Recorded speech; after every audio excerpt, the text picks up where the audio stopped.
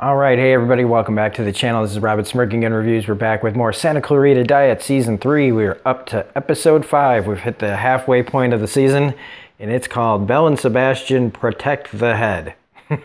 It's a really great title, and a pretty good episode as well. So full spoilers if you have not seen this. First we have Abby finally getting some good advice, or advice she likes from Sheila. The whole will she, won't she with Eric. And they put it, Drew puts it really funnily, and you can always tell when she's thinking about Joel in a sexual way. I love it. Like, oh, we've lost a lot of time. We were always late for things and stuff. But, actually getting a thank you from Abby who, why am I so mean to you? Like, that's really good. But we know that Tommy's figured things out, and he's in the waiting for them.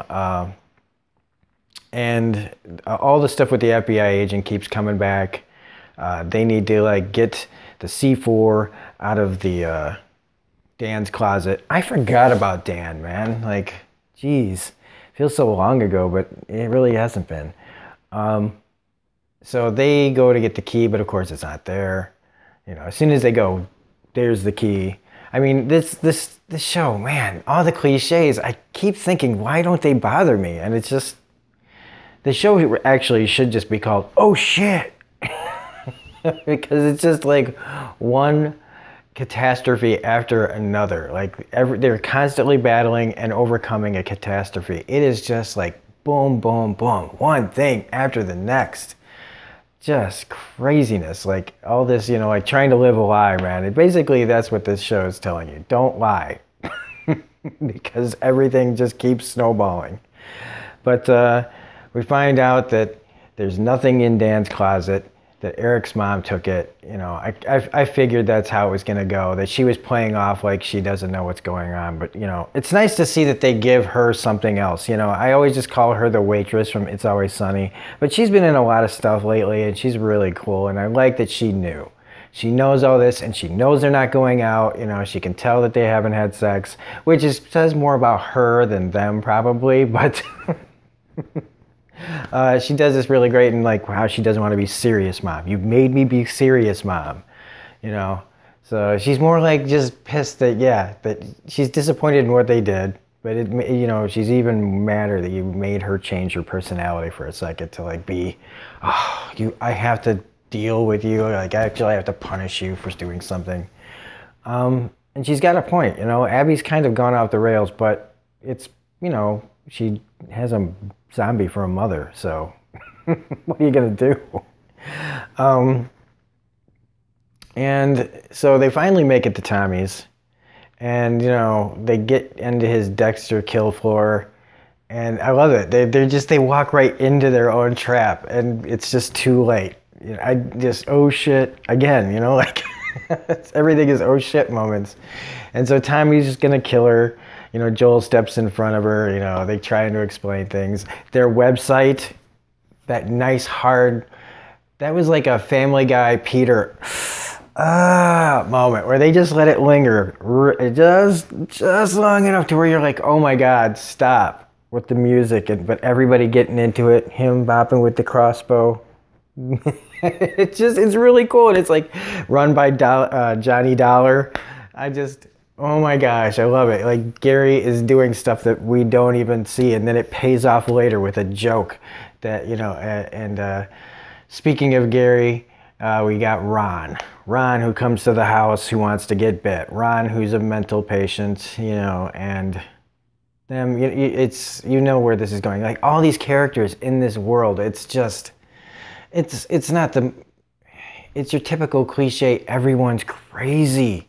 Everybody is always working out some major issue.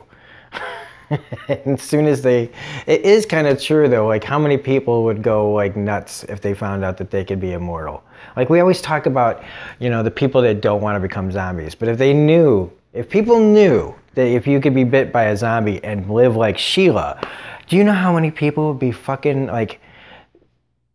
trying to get bit? like, zombies would have to be put in protective custody, but then even then the government then would try to make you a zombie, and I'm going down a rabbit hole that I shouldn't fall in. So let's pull myself out of that hole before we talk about all that. But it is an interesting topic, though. I mean, how nuts would people go to actually get bit? But so they turn him away, but he comes back with the cake, and once you realize that this guy is not is desperate to get what he wants, he's trying to just walk right in the house. I mean, these people are just fucking nuts. And so you know he's gonna break in, and you know what's gonna happen next, because if he goes in your house, he's gonna snoop the fuck around, and what's in the basement but talking head Gary, which I love that line. Like, we're talking, like, we have a talking head in the basement, and I've got a jar of baby teeth in my purse. Like, just, you know, hey, do you like the coffee? Yes. And by the way, there's a severed head in the basement, a talking severed head in the basement, and I have a jar of baby teeth that I keep in my purse because they taste like stale corn nuts. I love that thing with the baby teeth, man. That is just so wrong. That is so fucking wrong. And just, they just nail it so well. And another thing I love about them is just how horny they are for each other. They are just so into each other. It's just so nice to see a couple on TV that isn't always snarky to each other, just shitty to each other. You know, and that's the thing that sucks about her wanting to turn Joel, is because yes, in the end, then they'd be together forever, but then they wouldn't be the same people that they've re-fallen in love with. Like, they always were in love with each other, but now she really loves him. And I think he was always at that level. Now she's at his level. Not to say she didn't love him before. It's just, his personality just was way more of a loving personality, I guess, is what I'm trying to say. So when they turn him, if they turn him, this will be a major plot change. This will be a major personality change, because I have a feeling then that they're gonna fall apart and be competitive with each other to a point where they won't be getting along. And I don't want to see that happen. So, like, a big part of me just says, I don't want Joel to be turned. I really don't. I think it's a mistake, but I think it's a plot device that they really, this series goes on, let's call it 6 or 7 years, like seasons total. They're gonna get around to it. I just know it. And I'm gonna be always looking back on these early seasons then as like the really good ones.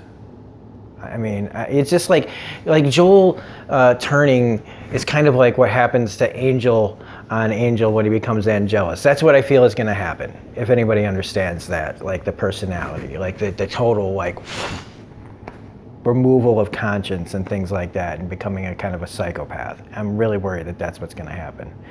But I don't know. What does anybody else think about that?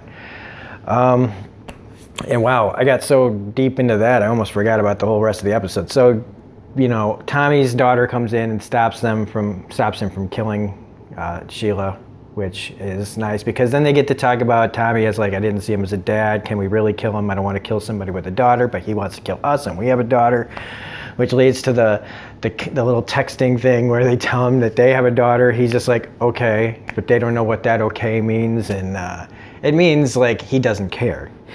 It's like, I'm still going to kill you. That's what it means. Him texting the wrong person and telling them his plans, and then going back at it, oh, sorry, wrong person, ha ha ha. So yeah, true sounds good. So stupid.